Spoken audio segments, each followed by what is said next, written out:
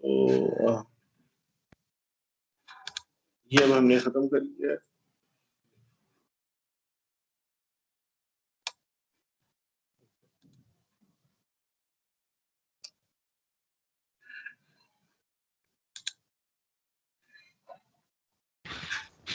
Sir जी sir जी जनाब जनाब। Sir हम एंड और आर गेट में आपने बताया नहीं है कि एंड में 3 और उसमें 4 होती हैं अक्सर, तो इनपुट तो 2 ही होनी चाहिए, ऑन या ऑफ, नहीं फिर वो नहीं, इनपुट जो है वो हर इनपुट ऑन या ऑफ हो सकती है ना। एक्स भी ऑन ऑफ होती है, वाई भी ऑन ऑफ होती है, ठीक है ना।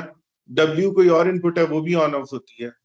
तो इनपुट्स तो 20 भी हो सकती है ना, लेकिन input on of her input सिर्फ ऑन या ऑफ हो सकती है। अच्छा ठीक है सर, इस तरह ठीक है, क्लियर हुआ? जी सर क्लियर है। हाँ अच्छा, ये स्लाइड नजर आ रही है अलजेब्रा? Yes sir. ओके अच्छा, ये हमारा है जी। आगे थोड़ा सा पोर्शन इस तरह का है जो थोड़ा सा मैथमेटिकल है। इनको बहुत मुश्किल मैथ्स नहीं है, आसान ही है। लेकिन थोड़ा सा ये है कि सर्किट्स और उससे हटके है, लेकिन ये बेस बनेगी आगे हमने जितना भी काम करना है उसको समझने के लिए ना। तो इसलिए ये इम्पोर्टेंट है। तो हम इसको थोड़ा सा देखेंगे, रिवाइज भी करेंगे। बहुत सारी चीजें आपने पहले पढ़ी हुई होंगी मैथ्स के अंदर, तो कोई ऐसी आपके लिए अनहोनी चीज भी नहीं है। बहरहाल लॉजिक के पॉइंट ऑफ व्यू से कुछ चीजें आपके लिए नहीं होंगी, तो वो हम लोग देख लेते हैं। तो पहली चीज तो ये कि जी अलजेब्रा क्या होता है, वो अलजेब्रा में आप क्या करते हैं, कोई स्टूडेंट बता सकता है? सर ये चैप्टर 2 स्टार्ट तो नहीं है? ये क्या है फिर? चैप्टर 2 है सर। हाँ ये चैप्टर 2 है। अच्छा सही है सर। हाँ हाँ, मैं पूछ रहा था अलजेब्रा क्या होता है। सर ये इक्वेशंस होती हैं वेरिएबल की मदद से सॉल्व की जाती है। ठीक है, इक्वेशंस हैं जो जिसमें वेरिएबल्स होते हैं और उसको हम लोग सॉल्व करते हैं किसी रूल से। किसी रूल के तहत, और उसके अंदर हमारी कोई ऑपरेशंस होते हैं, मतलब मल्टीप्लाई, डिवाइड, इस तरह के ऑपरेशंस भी हम कर रहे होते हैं ना उसके ऊपर, ठीक है। और किसी Yes, रूल्स के साथ। बिल्कुल सही है, सही कहा आप लोगों ने। देखिए, it's a mathematical system consisting of set of elements. एक set of elements. Set of elements क्या होते हैं? वो जो आपने कहा अलजेब्रा में जी हमारे x Y z a b c होते हैं, ठीक है ना, जो आपके वेरिएबल्स होते हैं वो आपके होते हैं set of elements. And it has a set of operators. So operators आपके हो गए प्लस माइनस डिवाइड, कुछ और आप करना चाहते हैं, वो सारे के सारे आपके ऑपरेटर्स हो गए। और फिर तीसरी चीज हो गई जो आपने कहा कि कुछ रूल्स होते हैं जिसके तहत हम उन पे ऑपरेट करते हैं। तो उन रूल्स को हम क्या कहते हैं? टेक्निकली उनको हम कहते हैं एक्सियम्स और पोस्टुलेट्स। यानी पोस्टुलेट होता है या एक्सियम होता है, जो कि जिसको के पोस्टुलेट या एक्सियम क्या होता है, जिसको हम लोग ट्रू मानते हैं कि ये चीज जो है ये ऑलरेडी प्रूवन है और हम इसको सच मानते हैं, और उसको हम फिर इस्तेमाल करते हैं अपने जो इक्वेशन है उसको सॉल्व करने के लिए, ठीक है। तो ये अलजेब्रा है। अच्छा, इसी तरह से ये जो हमारी है ना बाइनरी लॉजिक, इसका भी एक खास अलजेब्रा है जो अब हम सीखेंगे, और उसके भी कुछ रूल्स हैं।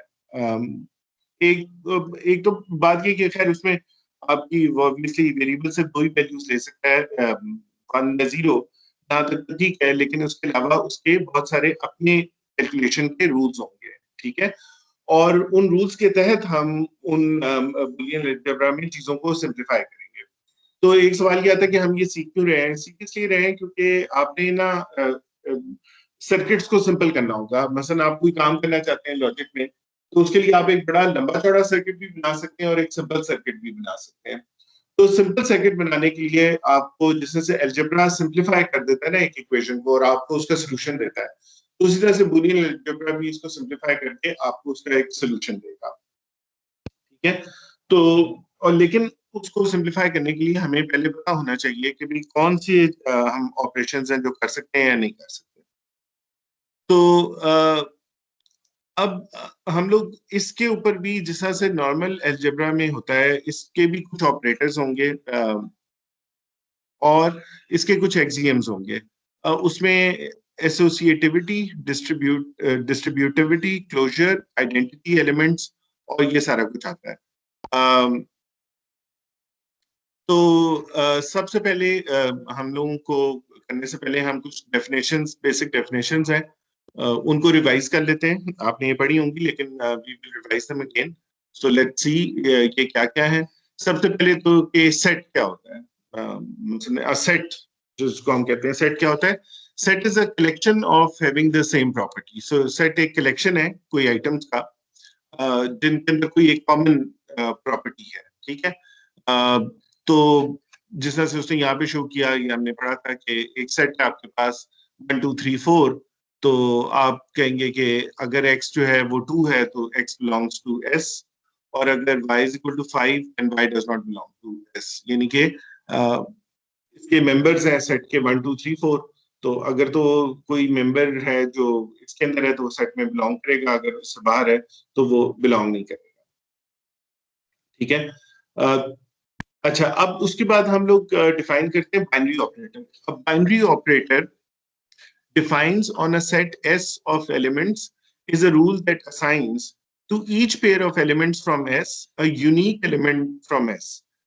अच्छा, बाइनरी ऑपरेटर क्या है? यानी ये जो ऑपरेटर है ये आप सेट के एलिमेंट्स के ऊपर ऑपरेट करेगा। अभी हम ये नहीं बता रहे कि क्या ऑपरेशन करेगा, ये प्लस हो सकता है, माइनस हो सकता है, कुछ भी हो सकता है।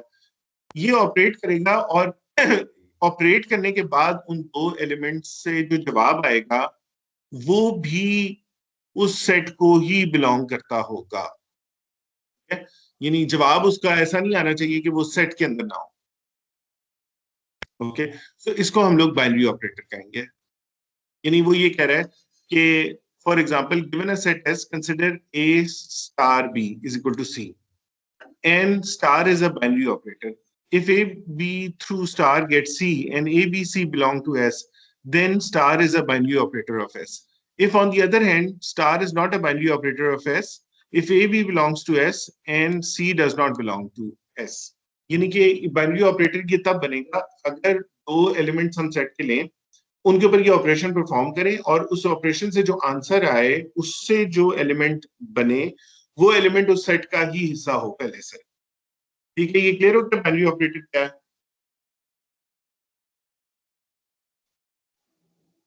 सर सी तो ए और बी के सेट का हिस्सा नहीं है ना? नहीं है, सी भी सेट एस था, ए बी नहीं था, सेट एस था। सेट एस के अंदर जो थे लेट्स से 3 एलिमेंट्स थे, ए बी और सी, ठीक है। नहीं सर, लेकिन देखिए ना आप, इधर तो इसने सेट एस के अंदर 2 एलिमेंट्स दिए हुए हैं, ए एंड बी। नहीं, उसने ये कहीं नहीं लिखा कि सिर्फ उसमें 2 एलिमेंट्स हैं। उसने तो ये बताया ही नहीं कि सेट के अंदर कितने एलिमेंट्स हैं।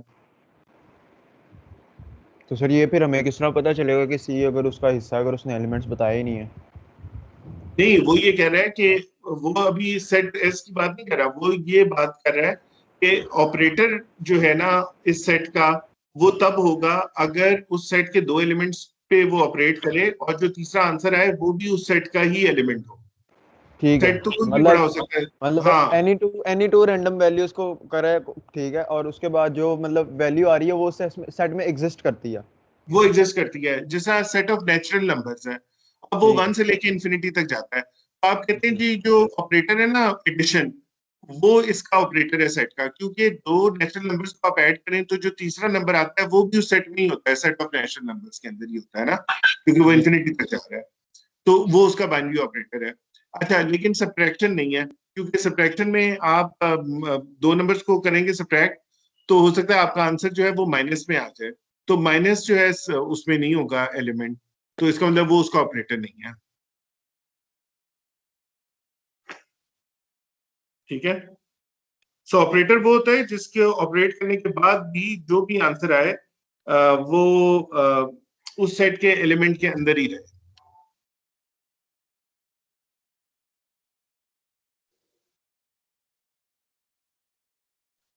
अच्छा, सो ये जो था ना, ये जो पहली हम लोगों ने बात की, इसको हम लोग क्लोजर भी कहते हैं, ठीक है।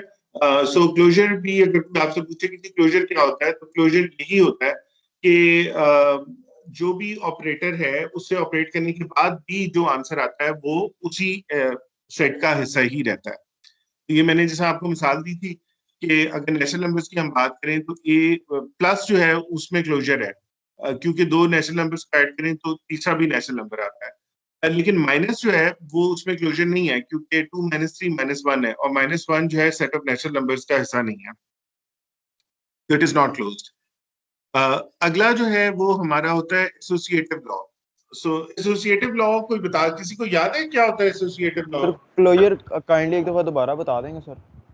क्लोजर मैंने बताया ना, ये जो अभी हम बात कर रहे थे कि ऑपरेट करने के बाद जो भी आंसर आए वो सेट का ही हिस्सा हो, जो भी आंसर आए वो सेट का हिस्सा हो, तो दैट मींस कि वो फिर क्लोजर है। और एडिशन में ये ट्रू होगा, लेकिन सब्ट्रैक्शन में सब्ट्रैक्शन में नहीं है, ठीक है। सब्ट्रैक्शन में नहीं है इस सेट के लिए, कम से कम यस नेचुरल नंबर्स के सेट के लिए।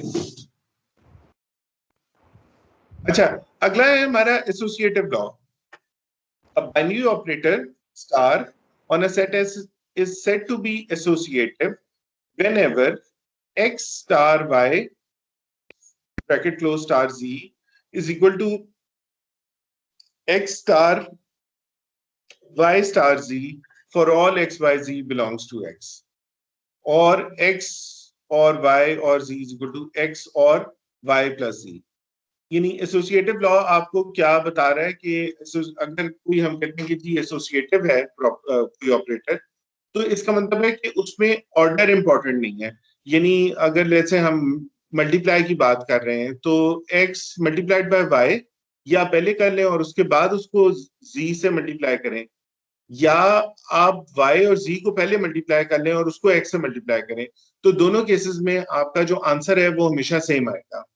इसी तरह से एडिशन भी एसोसिएटिव है, यानी इट डजंट मैटर कि आप x और y को पहले ऐड करें और फिर उसमें z ऐड करें, या y और z को पहले ऐड कर लें और उसमें x को ऐड कर दें, तो दोनों केसेस में आपका अगर आंसर सेम आता है तो हम ये कहते हैं कि आपका जो ऑपरेटर है, जो भी ऑपरेटर है, वो एसोसिएटिव लॉ को फॉलो करता है, उसको ओबे करता है, वो एसोसिएटिव है। ठीक है, क्लियर हो गया एसोसिएटिव क्या होता है? Yes sir. ठीक है, अगला हमारा लॉ होता है commutative law. Answer associative law और कम्यूटेटिव लॉ के अंदर जो आंसर आएगा वो सेट के अंदर ही होना चाहिए, मतलब तो इनको मल्टीप्लाई क्लोजर करके है जो तो आंसर हाँ, हाँ क्लोजर तो बेसिक प्रॉपर्टी है, वो तो सेट के अंदर होना ही चाहिए। जी बिल्कुल। अच्छा, कम्यूटेटिव लॉ जो है वो क्या कहता है कि binary operator star on a set s is said to be commutative whenever x star y is equal to y star x for all x y that belongs to x। तो again ये भी वही कह रहा है कि अगर x plus y करें या y प्लस x करें तो कोई फर्क नहीं पड़ता, आपका आंसर जो है वो हमेशा सेम ही आता है। तो Then अगर sir, what's- इस तरह का ऑपरेटर हो तो Sir, what's the commutative. difference between associative and commutative if they both are the same? नहीं, इसके अंदर एक तो फर्स्ट ऑफ ऑल इसके अंदर आपके 3 ऑपरेटर्स हैं, ठीक है, और ये 3 वेरिएबल्स हैं, और दूसरा ये है कि ये यहाँ पे तो आपका जो है ना एक ऑपरेटर है ना, जब एसोसिएटिव को हम ज्यादा डिटेल में देखेंगे तो यहाँ 2 मुख्तलिफ ऑपरेटर्स भी हो सकते हैं, यानी x multiplied by y plus z भी हो सकता है।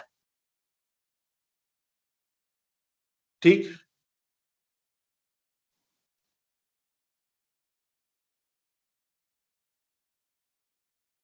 नहीं क्लियर हुआ? यही सर और आपने देखिए, क्या अच्छा, सर आपने क्या x multiply by y plus z और हाँ मैं ये कह रहा हूँ कि एसोसिएटिव में ना, अच्छा ये जो 2 एग्जांपल्स है ना, इसमें तो ये दोनों आइडेंटिकल है, ठीक है, जहां तक मैंने आपकी बात मान ली ये बिल्कुल सही है। अब मैं ये कह रहा हूँ कि एसोसिएटिव और कम्यूटेटिव में फर्क ये होगा कि एसोसिएटिव के अंदर ना चूंकि आपके 3 वेरिएबल्स होते हैं, तो ये दोनों मुख्तलिफ भी हो सकते हैं, या तो दोनों में स्टार स्टार था ना, तो एक जगह स्टार और एक जगह प्लस भी हो सकता है। सर जो डी मॉर्गन्स लॉ है वो एसोसिएटिव लॉ की तरह ही है ना? बिल्कुल बिल्कुल, उसको भी अभी हम लोग कर लेते हैं। अच्छा, अगला हमारा बेसिक डेफिनेशन है आइडेंटिटी एलिमेंट।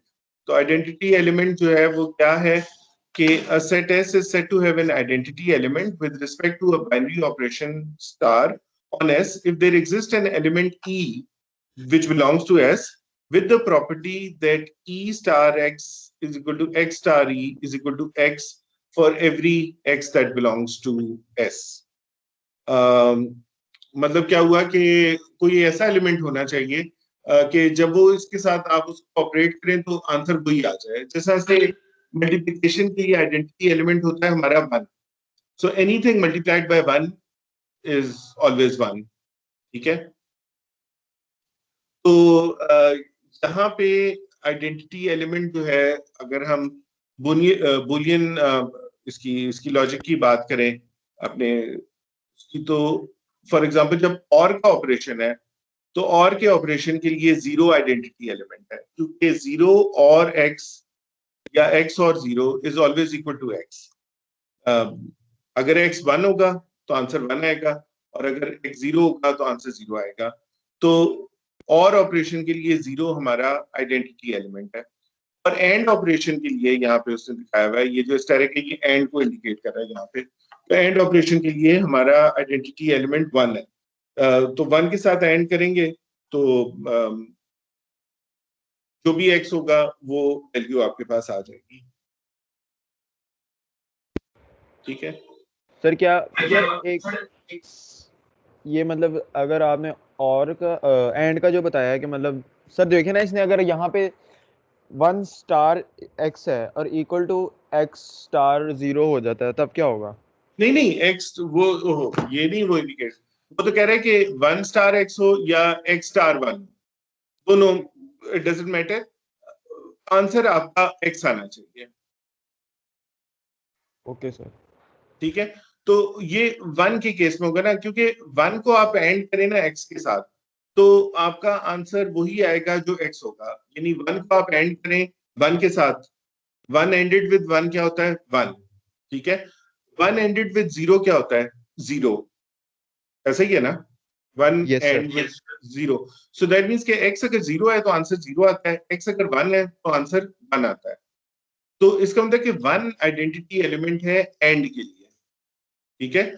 और 0 आइडेंटिटी एलिमेंट है और के लिए. ठीक, क्लियर है? Yes sir. ठीक है. अच्छा, फिर इनवर्स है. इनवर्स भी उसी तरह से गया है कि जो operator plus over slash with is equal to 0, the inverse of an element a is -a since a plus -a is equal to 0. So ये x star y is equal to e, यानी कि इसका inverse वही है element e. जिस तरह से आप 1 का इनवर्स लेते हैं तो खैर वो तो 1 ही होता है. 2 का इनवर्स होता है 1/2. ठीक है. इस तरह 5 का इनवर्स होता है 1/5 एंड सो ऑन. तो ये उसी तरह से उसने एक इनवर्स डिफाइन किया हुआ है. फिर हमारे पास है distributive law. If star and dot are two binary operators on a set S, star is said to be distributive over dot whenever x star into y dot z is equal to x star y dot x star z. ठीक है. तो ये distributive law है हमारा. ये बस आपको ज़हन में ही रखना पड़ेगा. मतलब x डॉट और स्टार में फर्क क्या है? ये अभी तो उसने डिफाइन नहीं किया ना. उसने कहा कि स्टार कोई भी चीज है. अभी वो इसको बाइनरी लॉजिक पे नहीं लेके जा रहा. अभी तो वो सिर्फ आपको लॉ बता रहा है. ठीक है. तो star could represent anything, we don't know what it represents. वो तो सिर्फ अभी फॉर्मूला बता रहा है कि अगर डिस्ट्रीब्यूटिव हुआ तो ये होगा. सर मैथ्स में तो ये है ना कि अगर हम उसको जनरली देखें डीएलडी की लॉजिक के हटा के कि मतलब x को जब हम अंदर मल्टीप्लाई करें तो वो दोनों के साथ आएगा. मल्टीप्लाई अगर करें तो हाँ है ना, दोनों के साथ आएगा. y के साथ भी यार ये वाला ऑपरेटर भी तो आपको देखना ना. मल्टीप्लाई करें यहाँ पे क्या है, प्लस है या माइनस है, डॉट भी तो है ना बीच में. Yes sir. तो वो तो देखा ही नहीं. ये हाँ, अभी तो उसने डिफाइन ही नहीं किया ना, उसने तो अभी सिर्फ आपको ये फॉर्मूला बता दिया है। बाद में हम देखेंगे ना कि स्टार की जगह हम प्लस लगाते हैं, डॉट की जगह क्या लगाते हैं, फिर क्या बनता है एक्चुअल सिचुएशन। सर जी, सर हाँ जी जी। सर डॉट एंड ऑपरेटर को शो नहीं करता है? नहीं वैसे हाँ, ओके, सो डॉट एंड को शो करता है, लेकिन फिलहाल जो हम पढ़ रहे हैं ना, यहाँ पे डॉट एंड को नहीं शो कर रहा है, यहाँ पे डॉट बस किसी एक जनरल चीज को शो कर रहा है। ये अभी हम सिर्फ डेफिनेशनें पढ़ रहे हैं ना, तो इसके अंदर अभी हम उसके ऊपर नहीं जा रहे कि डॉट क्या है। वो तो फिर स्टार तो कुछ भी नहीं होता बुलियन में, स्टार कहाँ से आ रहा है। तो अभी हम सिंपली ये समझ रहे हैं कि ये कोई ऑपरेटर है। समझ आ रही है बात। तो यहाँ पे डॉट एंड को नहीं इंडिकेट कर रहा। सर यानी ये फिर डिस्ट्रीब्यूट करने के लिए इस्तेमाल किया है।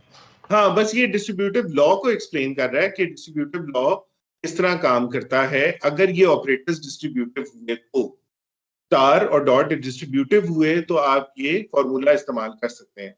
अब स्टार और डॉट क्या है ये अभी हमें नहीं पता।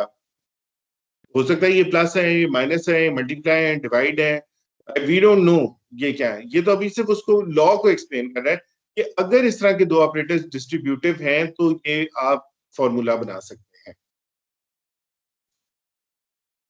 ठीक है, मतलब सर अभी आप ये सिर्फ सिंटैक्स समझा रहे हैं इसका? जी मैं बिल्कुल सिंटैक्स समझा रहा हूँ। अभी मैं ये नहीं कह रहा कि एंड डिस्ट्रीब्यूटिव है या और डिस्ट्रीब्यूटिव है। I am not saying this, I am just saying कि डिस्ट्रीब्यूटिव लॉ ये होता है। उसके बाद हम देखेंगे कि वाकई कौन सा ऑपरेटर हमारा डिस्ट्रीब्यूटिव है, कौन सा ऑपरेटर हमारा एसोसिएटिव है, कौन सा है, ताकि फिर बाद में हम जब उन पे ऑपरेट करें तो हम उसके मुताबिक ऑपरेट कर सकें। ठीक है ना? जी सर। तो ये बिल्कुल जनरल बात थी। अच्छा, तो ये बंदा कौन है? सर ये जिसने बूलियन ऑपरेटर्स बनाए थे। हाँ, ये इसने ये जितनी अलजेब्रा इस वक्त हम लोग पढ़ रहे हैं ना, और आगे हम जितने भी हार्डवेयर बनाते हैं बूलियन अलजेब्रा पे बेस्ड होता है और डिजिटल लॉजिक के ऊपर बेस्ड होता है। तो इसने ये जो था ना ये पूरा अलजेब्रा हमें दिया था और ये बेसिक ऑपरेटर्स दिए थे। आज हर कंप्यूटर में एंड और नॉर ही ऑपरेटर्स के ऊपर पूरे कंप्यूटर्स आपके बने हुए हैं। और उसने ये हमें बाइनरी लॉजिक दी थी, यस नो की या ट्रू फॉल्स की या ऑन ऑफ 0 1 की, जो आज भी हम लोग इस्तेमाल करते हैं। तो ये आप देखें कि ये 1815 में पैदा हुआ था, 1864 में इसकी डेथ भी हो गई। ये कितने साल का था? 49 ईयर्स का। ये बेचारा 49 ईयर्स में मर गया था। और जब इसने ये अलजेब्रा दी थी ना, तो उस वक्त लोगों ने कहा था कि भी इसका तो क्या फायदा है, मतलब जाहिर है उस जमाने में तो बिजली भी नहीं थी, तो मतलब वोल्टेज 0 और 1 की बात करना तो दूर की बात थी, देयर वाज नो इलेक्ट्रिसिटी। तो ये तो इस मतलब अपने वक्त से ये बहुत ज्यादा आगे था और इसने ये पूरी लॉजिक वगैरह दे दी और फिर किसी ने इसको इस्तेमाल ही नहीं किया इसकी लॉजिक को। तो इस बेचारे को मेरे ख्याल गम ही इतना हुआ है, तो ये जल्दी मर गया।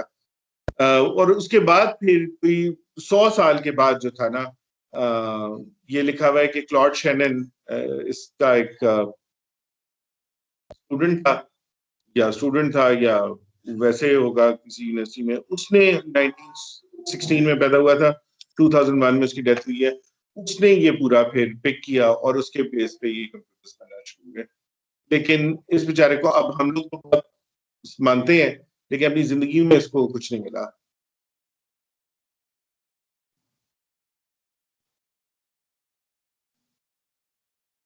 ठीक है,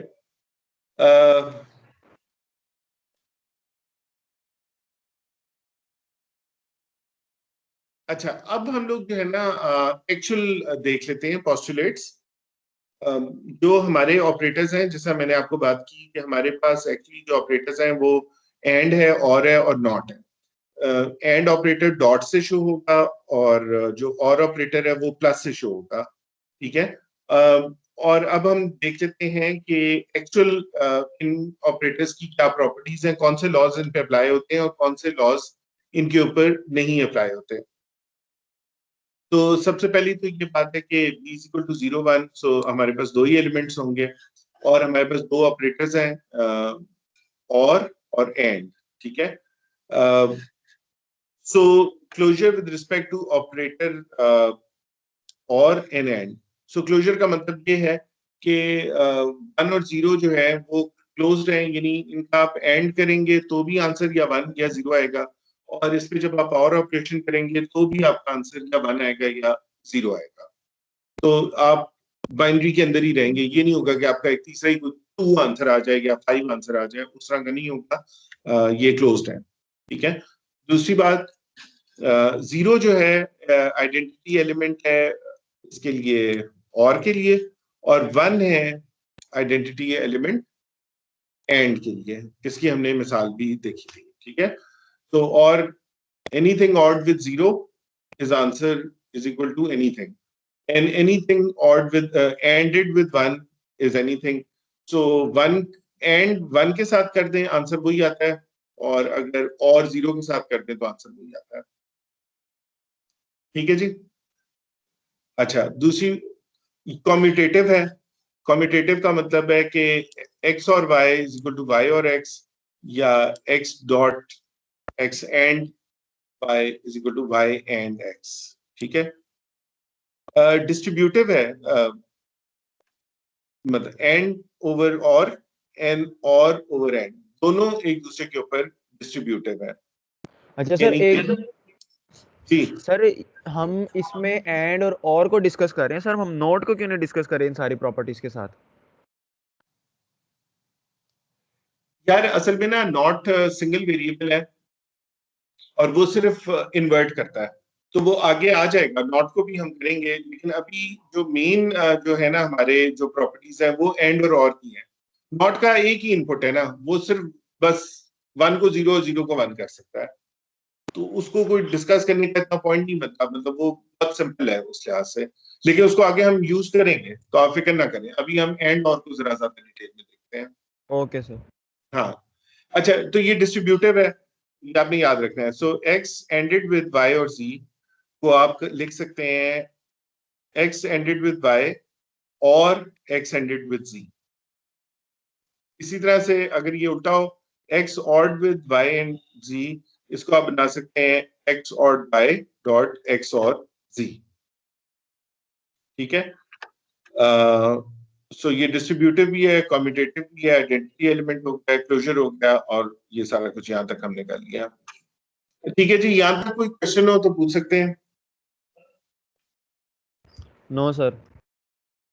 ठीक है, समझ आ रहा है सारे लोगों को? Yes sir. ठीक, तो ये बताएं, चलिए थोड़ा सा हम देख लेते हैं, सब लोग भी थकते होंगे। मुझे बताएं कि यूनिवर्सिटी अगले हफ्ते खुलेगी फिर क्या नहीं खुलेगी?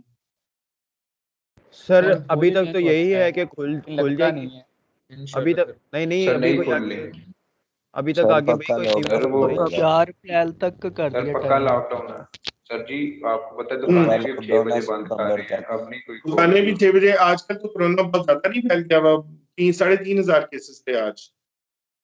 सर अब ये भी सुनने पे आ रहा है कि पैदल चलते हुए पुलिस वाले ने पकड़ लिया ना, मास्क नहीं पहना उसको भी फाइन कर देना।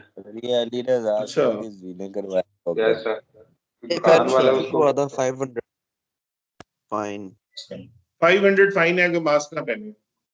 यस तो यार फिर इसका मतलब है अब यूनिवर्सिटियों में तो नहीं बुला सकते स्टूडेंट्स को 28 मार्च से।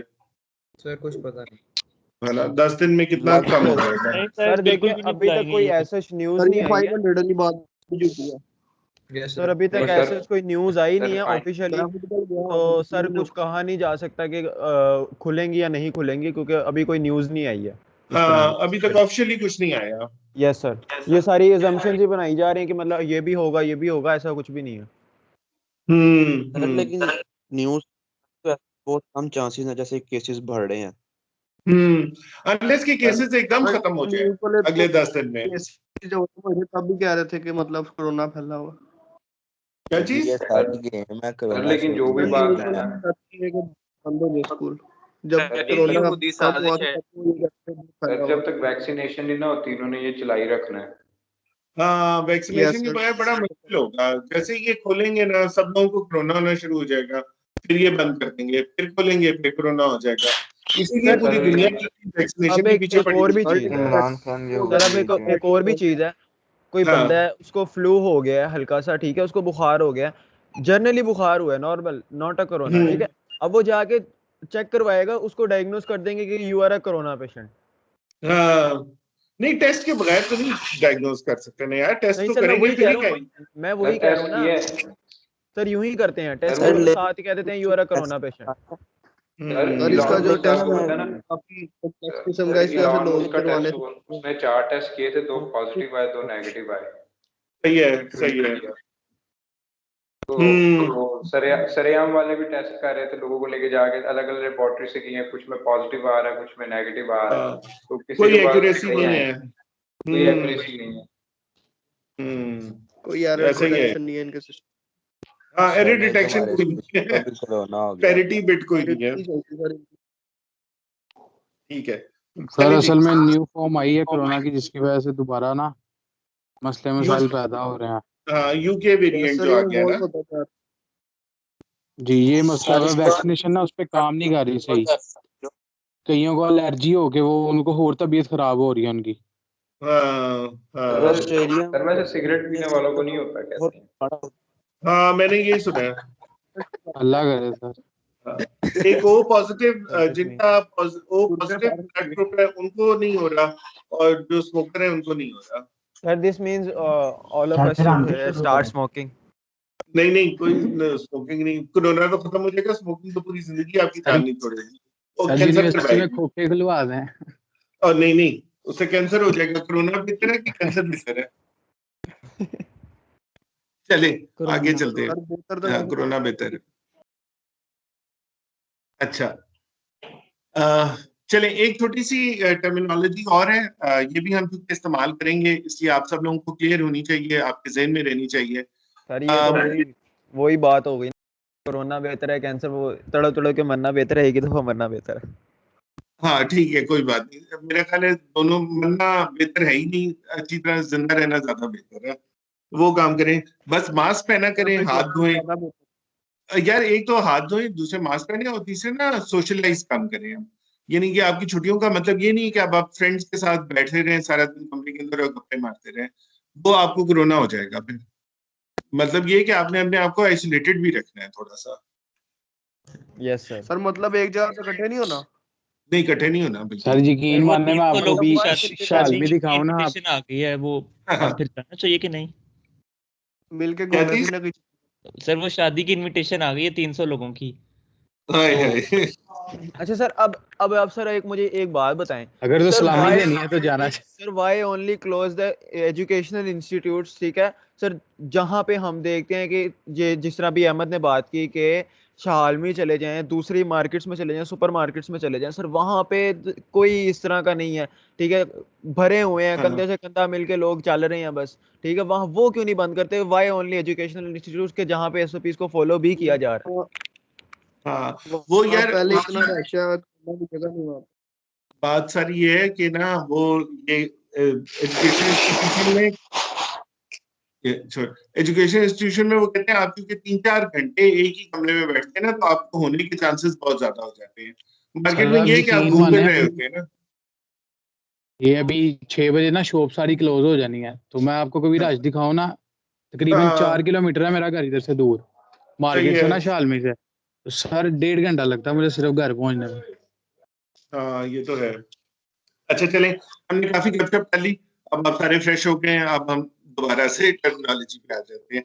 ओके, अच्छा पहली चीज ये है कि लिटरल एक हम यूज करेंगे टर्म, लिटरल बुक में भी बार बार आएगा। तो लिटरल क्या है? तो लिटरल इज अ वेरिएबल और इट्स कॉम्प्लीमेंट, यानी कि ये जो एक्स वाई जी जो हम गेट्स पे लगा रहे होते हैं ना, इसको हम लोग कहते हैं लिटरल।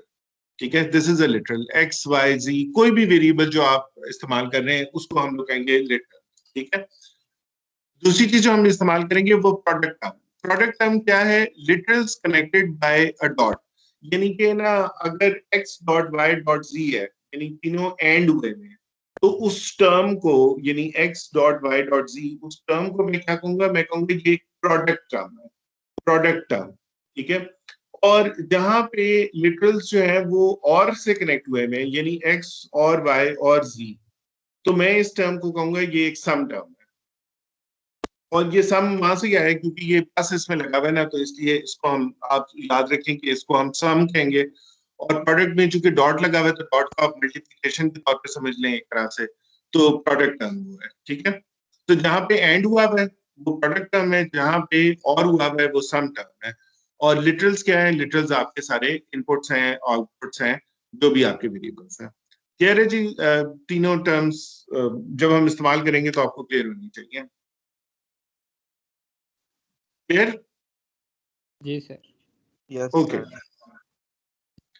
अच्छा, ये तो खैर वही है सारा का सारा। इसको अभी हम थोड़ा सा वो छोड़ देते हैं। ये जो है, अच्छा अगर आप इस टेबल को देखें यहाँ पे, postulates of two valued Boolean algebra, तो इसके अंदर ना आप जो कम्यूटेटिव लॉ है, डिस्ट्रीब्यूटिव लॉ है ना, वो एक्चुअली सॉर्ट ऑफ उसने प्रूव किया हुआ है। किस तरह प्रूव किया हुआ है कि ना, उसने यहाँ पे लिखा x, y और z, ठीक है, तीनों वेरिएबल्स, और तीनों वेरिएबल्स के उसने वही कॉम्बिनेशंस बना दिए जो मैंने आपको बताए थे, 0 0 0 0 1 1 0 1 1 और फिर 1 करके फिर 0 0 0 1 1 0 1 1, ठीक है, ये तो वो बन गया। और उसके बाद उसने जो है बनाया है y और z, ठीक है, यानी y और z। सो y और z का क्या मतलब हुआ? ये कब होगा 1? या y 1 हो जाए या z 1 हो जाए या दोनों 1 हो जाए। ये 0 तब होगा जब y और z दोनों 0 होंगे। तो वो उसने y और z, यहाँ पे दोनों 0 है तो उसने 0 लिख दिया, यहाँ पे 1 है तो 1 एंड सो ऑन। तो ये उसने पूरा y और z का कॉलम बना दिया। उसके बाद उसने बनाया x एंड y और z।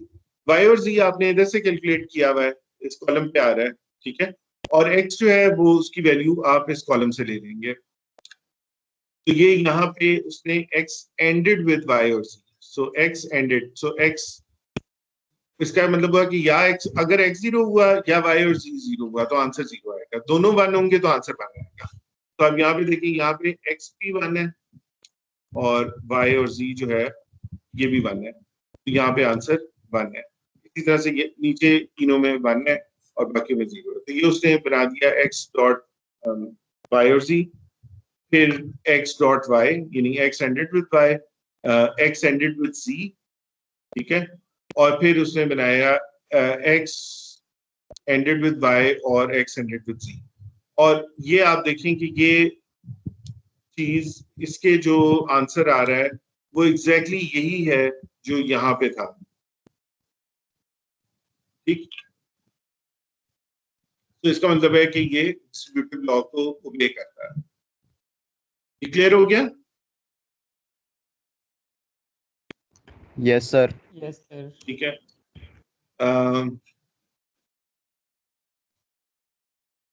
अच्छा, कॉम्प्लीमेंट फंक्शन आप देखें, अब वो आपका फेवरेट आ गया, जो एक स्टूडेंट पूछ रहा था कि सर नॉट का कुछ भी नहीं हो रहा, हम उसके साथ क्या कर रहे हैं, तो ये आपका अब नॉट भी आ गया। अच्छा, ये उसने लिखा हुआ है कि x ored with x bar is equal to 1। क्या मतलब है इसका?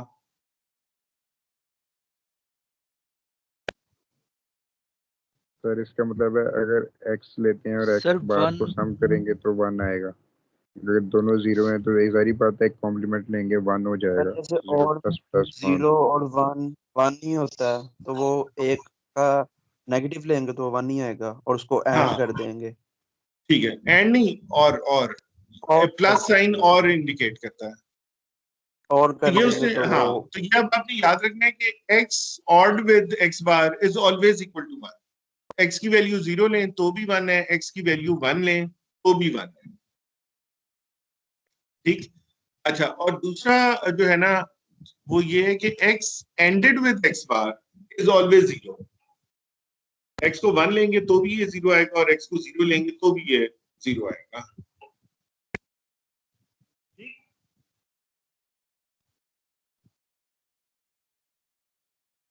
सही है, x anded with x bar is equal to 0, इस पे किसी को शक तो नहीं है ना? और x ored with x bar is equal to 1। हाँ, वो that will always be equal to 1 and x ended with x bar will always be equal to 0. ठीक है, ठीक है सर। अच्छा,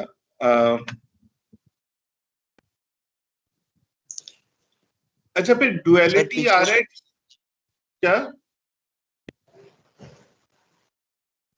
ठीक है सर,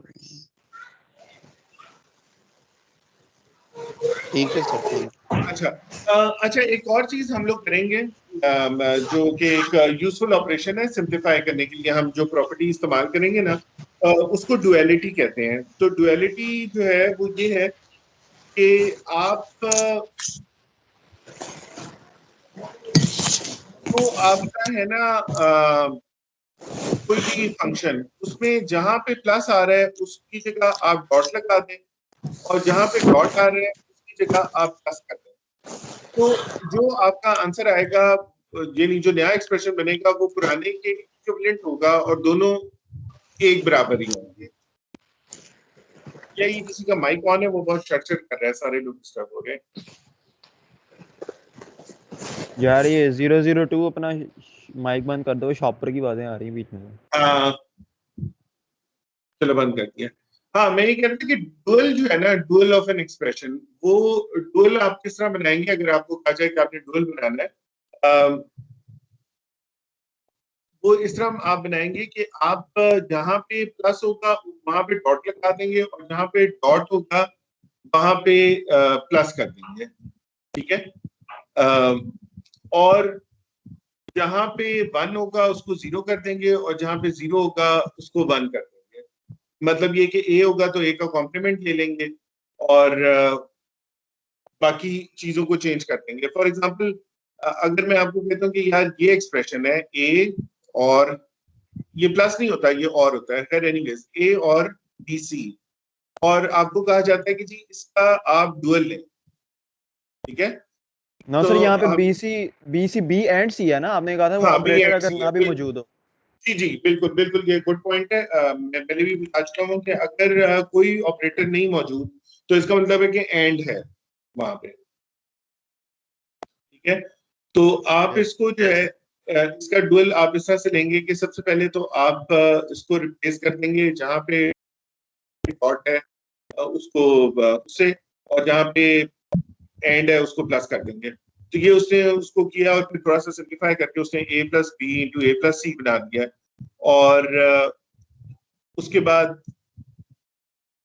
यहाँ पे फिर उसने उसको रिप्लेस किया है और a यानी a को a बार बनाना है आपने, यानी 1 को 0 से बनाना है और 0 को 1 का मतलब है कि जहाँ a है a बार और जहाँ a बार है वहां पे a, ठीक है?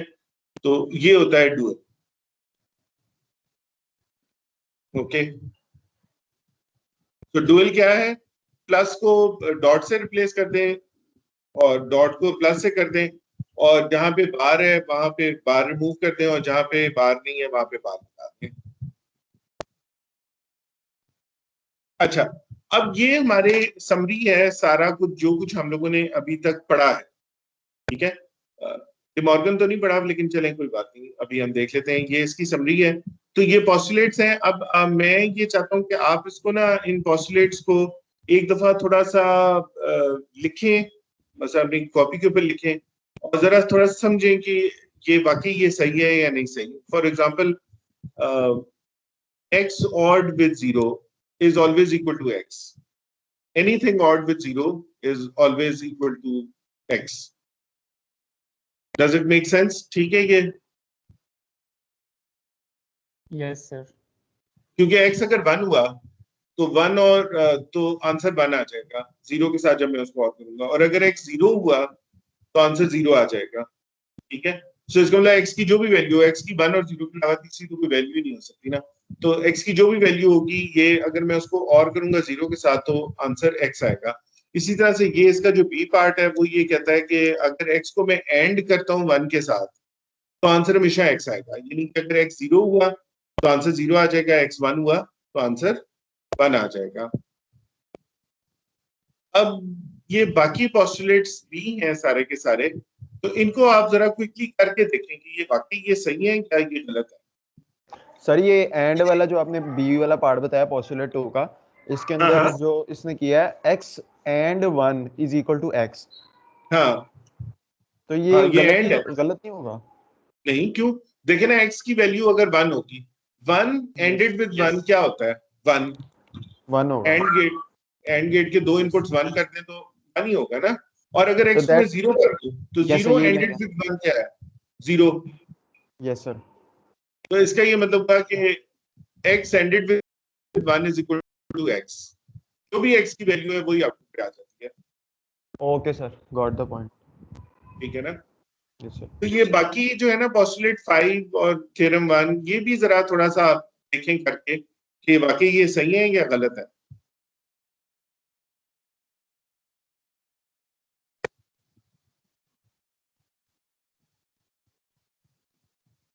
सर सही है। पक्की बात है। सर ये x plus x is equal to x का बता दें जरा।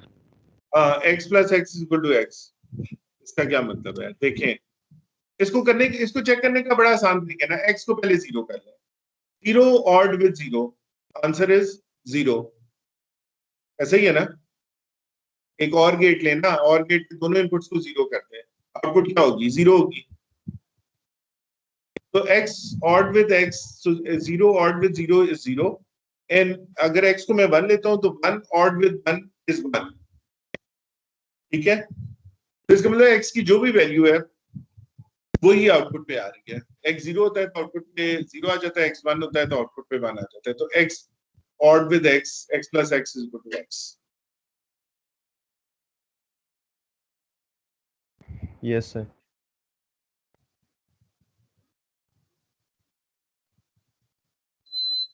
बाकी भी देखें जरा।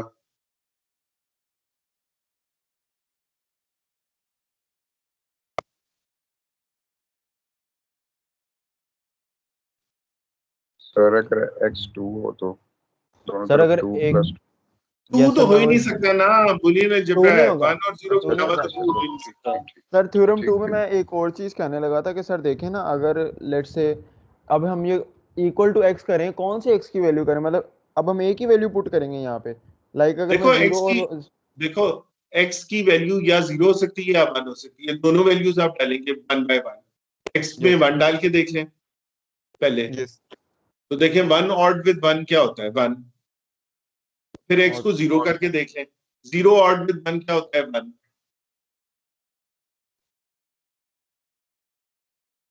तो इट डजंट मैटर कि x की क्या वैल्यू है, anything odd with 1 is always 1।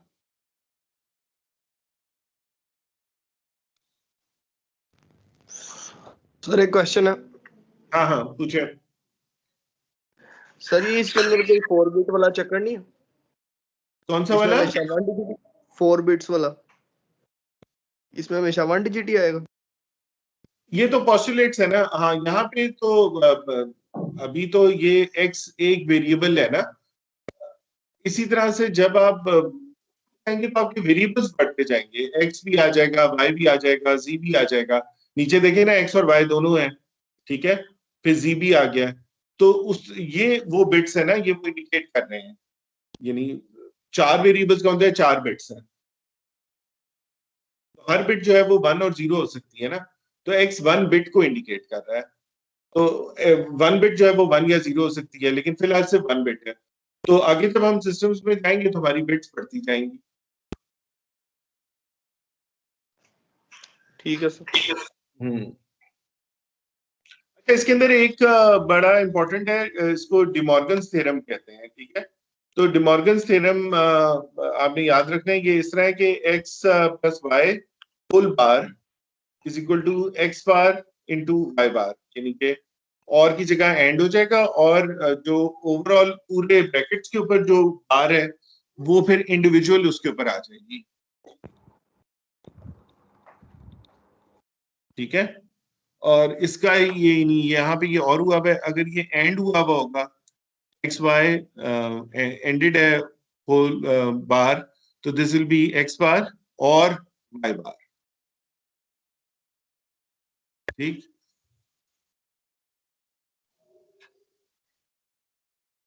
अच्छा, ये आखिरी सब लोग ट्राई करें, ये देखें कि ये सही है नहीं सही। x plus x y is equal to x, ये देखें, ये सही है? जी सर, कर लिया ट्राई। कर लिया, पक्की बात है? जी सर, उल्टा ही शुरू किया। नहीं सर, मुझे लास्ट वाला समझ नहीं आया ये। हाँ नहीं, ये इनको समझ आ गया ना, इनसे पूछें। सर ये लास्ट वाली प्रॉपर्टी बता दो अब्सॉर्प्शन। सर पहले x एंड y कर लेना है, ए पार्ट बता रहा हूँ। और अब फर्ज करें अगर x 0 है और y 1 है तो एंड करेंगे तो 0 ही आएगा, और जब 0 का और लेंगे x के साथ, x की वैल्यू 0 थी तो वापस x आ गया। देखिए इसके अंदर अगर आप लोगों ने करना होता है ना, तो उसको इस तरह समझा करें कि x और y है, ठीक है, तो इनके 4 पॉसिबल कॉम्बिनेशंस बन सकते हैं। अब उसमें से फिलहाल तो ये कि आप पहले x को 0 रख लें, ठीक है, और x को 0 रखें और फिर देखें कि y को 0 करने से क्या आंसर आता है, y को 1 करने से क्या आंसर आता है। फिर उसके बाद x को 1 कर लें और फिर देखें कि y को 0 करने से क्या होता है और y को 1 करने से क्या होता है, तो उससे आपको समझ आ जाएगी।